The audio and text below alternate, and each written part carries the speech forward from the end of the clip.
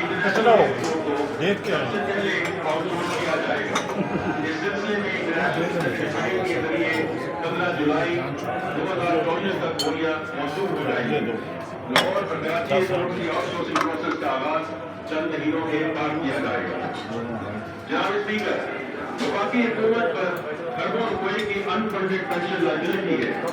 Pension के अखराजात में तेजी से इजाफा हो रहा है, लिहाजा इन अखराजात में इजाफे की शरह को कम करने की जरूरत है। हुकूमत ने इस शोबे की इस्लाह के लिए थ्री प्रॉन्ग स्ट्रेटजी तरतीब दी है, जिसकी काफी हद तक मुशावरत मुकम्मल हो चुकी है। पहली जो पार्ट ऑफ द स्ट्रेटजी है, इसके इंटरनेशनल बेस्ट प्रैक्टिसेस के मुताबिक मौजूदा पेंशन स्कीम में इस्लाहात लाई जाएंगी। उनके नतीजे में अगले 3 दहाइयों की पेंशन लायबिलिटी में खातिर कामयाबी होगी। नए मुलाजिम के लिए कंट्रीब्यूटिंग पेंशन स्कीम मुतारफ कराना, जिससे हुकूमत की कंट्रीब्यूशन हर माह अदा की जाएगी। इससे मुस्तकबिल के मुलाजिमीन की पेंशन उनकी मुलाजमत के आगाज से ही फुली फंडेड होगी।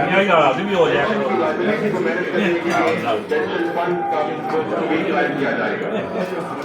जनाब स्पीकर, BISP हमारे समाजी तहफ़्फ़ुज़ के इक़दामात के सभी बुनियाद के लिए रखता है, जिसके तहत मुल्क में लाखों खानदानों को जरूरी इमदाद फराहम की जाती है।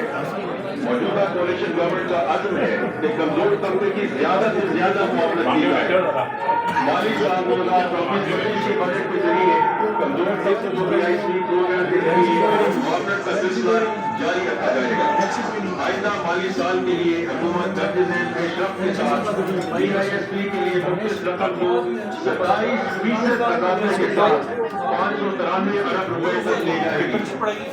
कफालत प्रोग्राम के तहत मुस्तफ़ी होने वाले अफराद की मौजूदा तनख्वाह को 3 महीने से बढ़ाकर 10 महीने किया जाएगा। इन अदालतों में